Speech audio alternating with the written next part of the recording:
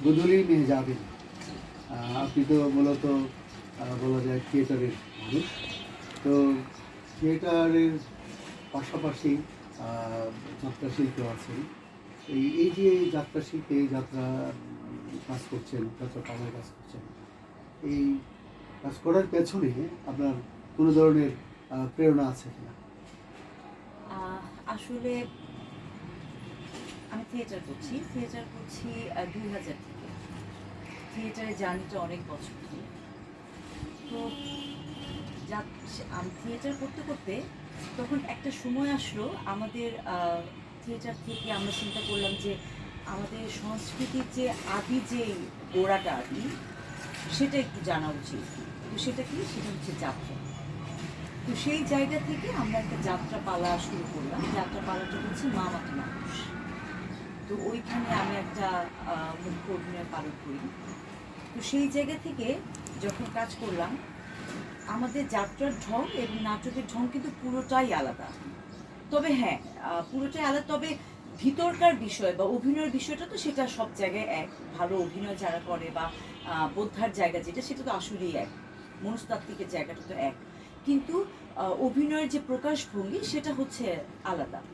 তো সেই জায়গা থেকে কাজ করা শুরু করলাম।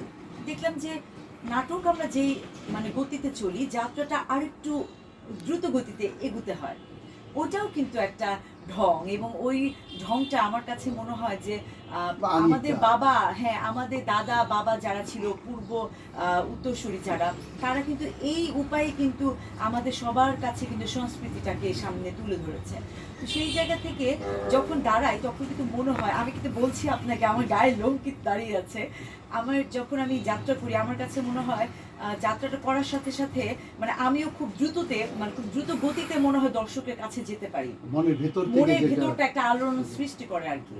তো সেই জায়গা থেকে আসলে আমার কাছে মনে হয় প্রত্যেকটা শিল্পীর যাত্রাটা অন্তত কিছু হলেও জানা উচিত এবং করা উচিত।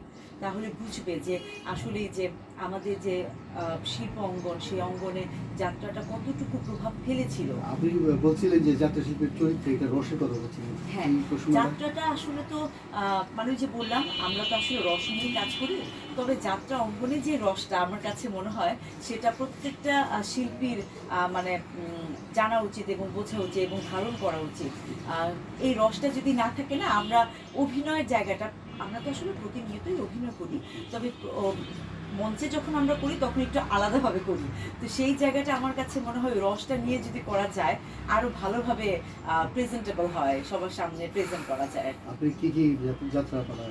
আমি আসলে খুব একটা বেশি করতে পারি নাই, তবে তারপরও আপনাদের দোয়ায় আমার দর্শকের চাহিদা অনুযায়ী মা মাটি মানুষ প্রথমে কাজ করেছি, তারপর হচ্ছে আপনার একটা কাজ করেছি বিদ্রোহী বুড়িগঙ্গা। জি, এটার কিন্তু অনেক আলোড়ন আমি মানে অনেক ইয়ে পেয়েছি। তো এই জন্য আপনাকে অশেষ ধন্যবাদ আমাকে একটা মুখ্য অভিনয় দেওয়ার জন্য আর কি, ক্যারেক্টারে রাখার জন্য। চম্পাবাই, জি। তারপর হচ্ছে আপনার একটি পয়সা। যাত্রা পালায় তো দুটো বিষয় থাকে, একটা হচ্ছে অশুভ শক্তির এক ধরনের উত্থান এবং শুভ শক্তির যে আবার নতুন করে উত্থান নেই, আর যে অশুভ শক্তির পতনটা ঘটানো, সেই অশুভ শক্তির পতনের লক্ষ্যে যে শুভ শক্তির উত্থানের যে মূল ক্যারেক্টারটাই কিন্তু বিদ্রোহী বুড়িগঙ্গার ভিতর দিয়ে এসে চম্পাবাইয়ের ভিতর দিয়ে এসেছে। জি জি, তো এই জন্য আপনাকে অসংখ্য ধন্যবাদ, অসংখ্য ধন্যবাদ। তো তারপর করেছি দেবী সুলতানা, তারপরে করেছি অনেক, আসলে অনেক অনেক করেছি এই আর কি। তো সেই জায়গা থেকে আপনি কি প্রাণ বেশি কোনটাই পান? আমি আসলে সত্যি কথা বলতে আমি ক্যামেরার সামনে অভিনয় করেছি অনেক। তবে যদি বলেন যাত্রা নাটক, যাত্রাটা আমার দাঁড়ালে আমার খুব ভালো লাগে, মনে হয় যে আমি একজন, আমি নিজেকে খুব স্বাচ্ছন্দ্য বোধ করি যাত্রা শিল্পী বলতে। হ্যাঁ, যে আমি একজন যাত্রা শিল্পীও। নাটকের অবশ্যই, কারণ এত বছর ধরে নাটকের সাথে কাজ করছি। নাটক যাত্রা আসলে এটা আলাদা কিছু না। হ্যাঁ, তবে যে বললাম কিছু ঢং আছে যেটা, হ্যাঁ যেটা মনে আঙ্গিক আছে কিছু।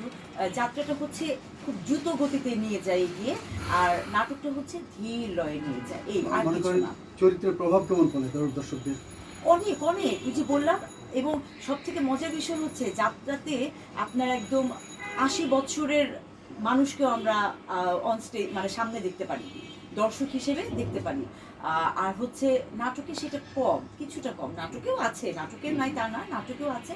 তবে যাত্রাটা যে বললাম বাবা দাদা এবং যেটা বলে বড় বাবা, সেই আমলের মানুষও কিন্তু আপনার যাত্রাটা কিন্তু লালন করে। যার কারণে তারা যখন মনে করে যাত্রা হবে, কোন বইটা, মামাটি মানুষ, দেবী সুলতানা, চলো গিয়ে দেখে আসি, ঐতিহাসিক বই নবাব সিরাজউদ্দৌলা, চলো গিয়ে দেখে আসি। তো এই মানে প্রাণের জায়গাটা আসলে যাত্রাতে পাওয়া যায়, যেটা আমার মনে হয় অন্য কোথাও আসলে হবে না বা পাওয়া যাবে না আর কি।